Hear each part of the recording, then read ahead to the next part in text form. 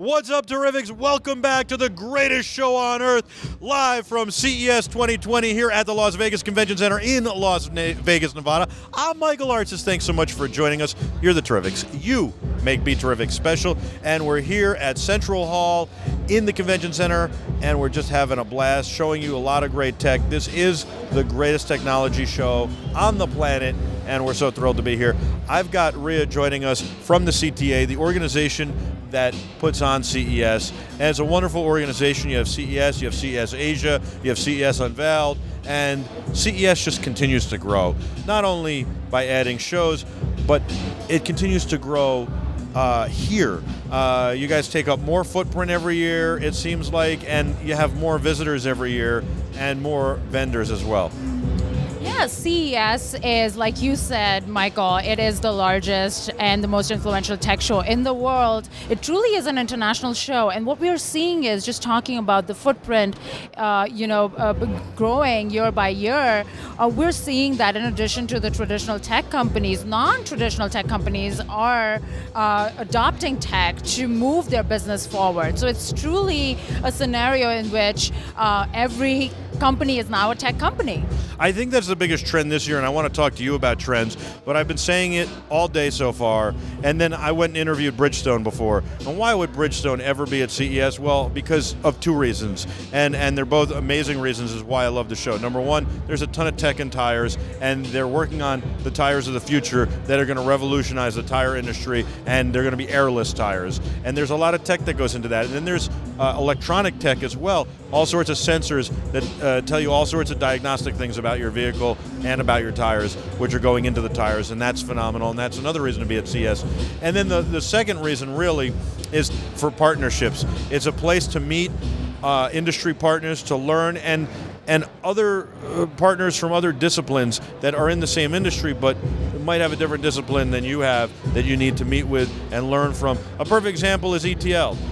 We were talking to ETL earlier in the day because it's an organization we need to work with on the tech side of our business. We have two sides of our business, our broadcasting side and our tech side, and on the tech side we need to deal with ETL. Where else are we going to go to actually sit down with them and meet them and ask them questions? No other place. This is the best place on earth, and it's the greatest place to be. Yeah, and I think that's a great point. When you talk about Bridgestone, I quickly think about our vehicle and transportation space and travel and tourism. These are areas that are growing. Travel and tourism, this is the first time we are showcasing an exhibit space totally dedicated to innovations happening in the area of, what does tourism look like now? Many companies are creating a phenomenal experience for the consumer, really taking it up a notch as far as when people are on vacation. And one of the things I think about is whether you're in the United States going to museums, or if you're traveling across Europe, there are so many museums now using augmented reality and virtual reality to really enhance the consumer experience of like being in a historic space. Well, and how about the idea of having Lutron or Alexa or Questron in a hotel room? And I'm not even talking about high-end hotel rooms. I'm talking about when I travel, I see this in Marriott's, and it's wonderful. And so that's wonderful, furthering the technology there. I think it's very interesting. Delta Airlines is here, right? Mm-hmm. They're a technology company now because they're also showing off an exoskeleton.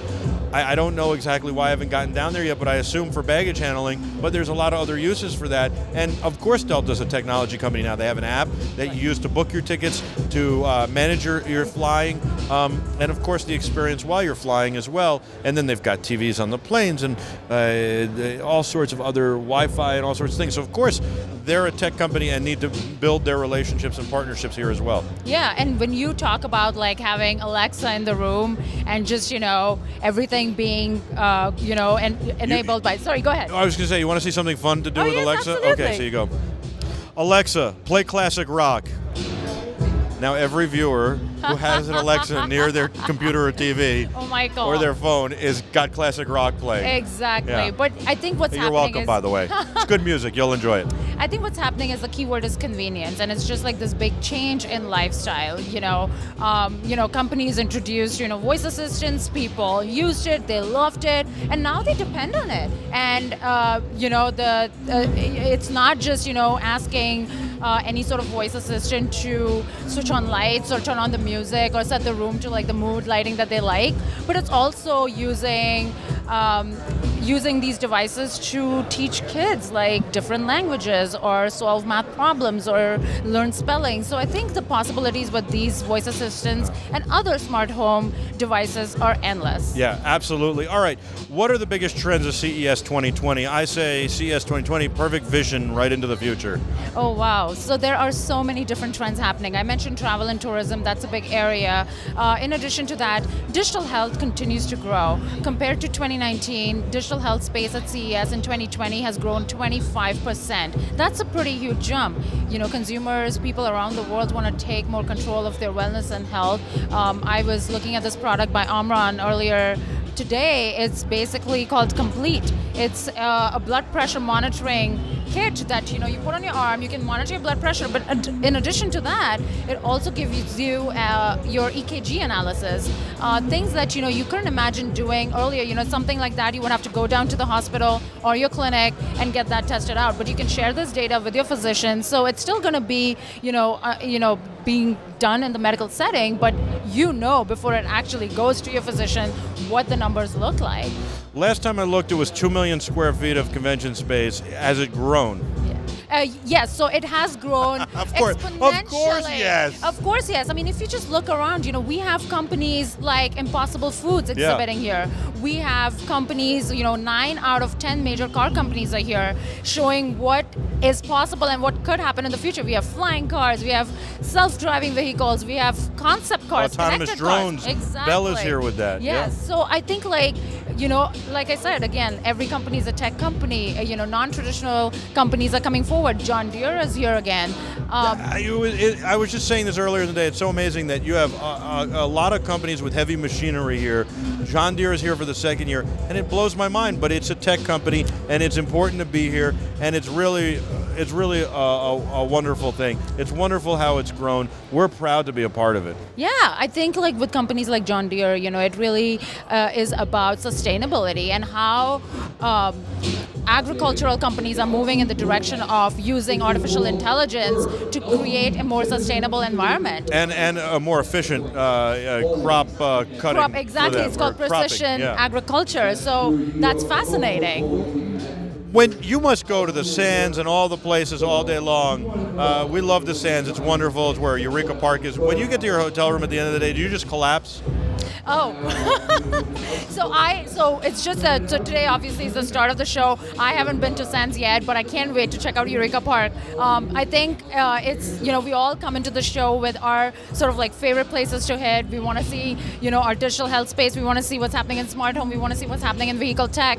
But I think it's also fun to just walk around Eureka Park or other areas that you're not necessarily familiar with or is not your area of specialty, and just be surprised and just be distracted. Oh wow, this is possible. Oh, this is happening now. So it's just wonderful to experience the unknown in a way. It's truly a tremendous show. It continues to grow. We watched the convention center being built across the street, which is going to be part of this convention center where the Riviera was. And I can only imagine the show's only going to get bigger. We might have to extend this to 2 weeks. Are you okay with that? Oh my God, I don't know how our leadership feels about that, but I think that Michael is going to be a tremendous opportunity for us with the new space in 2021, and we look forward to that. We'll make it CES month. January will be CES month. What do you think? Oh my God, I think everyone's going to love that. Vegas will love that. It's really wonderful to have you here. I'd love to know how you got involved with CES and the CTA before I let you go. Oh, for sure. So I started a little before CES last year, so it was really baptism by fire. I was thrown into the show. It was a great introduction to not only CTA and CES, but also our member companies and all these amazing companies that come here and showcase their technologies. When you start your job at a show like CES, you really realize that, what's the potential of a show like this? What's the potential of an organization like this? And truly, like, what's the potential of a space like technology? It's pretty phenomenal. One of the key areas that you asked me earlier, what are the big trends? And one of the things, in addition to sustainability and precision agriculture that we talked about, one of the key areas this year is resilience. How can we make our communities safer and prepared to respond to any sort of disasters if a community is struck by one. So there are technologies that are being developed to address those issues, and that to me is pretty phenomenal. Yeah, that is. When we had one on earlier in the day that was batteries that you can daisy chain, obviously for emergencies, for power and all sorts of things that can be mobilized quickly. Before I let you go, last question, I promise. Yes. I know you're very busy. I appreciate all your time. You have a wonderful organization, wonderful people. Everybody's always so kind to us. We love them all. And you do a phenomenal job. Every single one of you, it takes an army. What is your favorite sector of technology? I know you can't say what your favorite tech that you've seen here, company that you've seen here, or product even, but what is your favorite sector? I think one of the key things that I have learned between last CES and this CES is that artificial intelligence, which what we call as a key ingredient technology that you see across the show floor, whether it's smart home, whether it's travel and tourism or vehicle technology. We had Neutrogena on before, their first CES, and they're like, we've got an app and it's AI powered. And I'm like, what? Yeah, and it's amazing to see what AI can do. So I think that for me is very promising, and there are huge benefits of AI, and that to me I think goes across the board. So that sticks out the most as my favorite. IBM is here. They haven't been here in a long time. I think this is their first time in a long time. IBM was keynoting last year. Yeah. So. But I mean, they haven't had a display for a long time. I actually am not sure about that. Really? Yeah, I'm not sure about that, but I can check on that and get back to you. Okay, but I'd love to know. Anyway, they have an AI device here that's pretty remarkable called the Q. IBM actually was here last year with their quantum computer. I remember checking it out and really admiring it because I'd never seen a quantum computer in person before. Oh, and I've read you're a right. lot. So maybe last year was their first time. Yeah, and they talked a lot about blockchain as well. So yes, they were here for sure. Okay. Yeah. But they had taken a break, I think, for a little while, so it's good to see them back. I'm almost positive. Well, I'm not sure about that, but I think if IBM is here, I am very curious to see what they have going on, though. It's unbelievable. It's a new quantum computer just simply called the Q. Oh, that's lovely. Yeah. I would love to check beautiful. that out. It's right down there. It's unbelievable. Awesome. Thank you so much for coming and joining us, giving us your time, and working to put on such a great show here at CES 2020. And we really love it. The Terrifics appreciate it, and we're excited. So thank you. Thank you so much, Michael. Thank you to everybody in the CTA, of course, Pam Golden and Robbie Lysett. You guys are amazing and help make this happen. We're going to take a quick break. We'll be back right after this with a whole lot more live from CES 2020, high atop Central Hall. I'm Michael Artis. Don't go anywhere.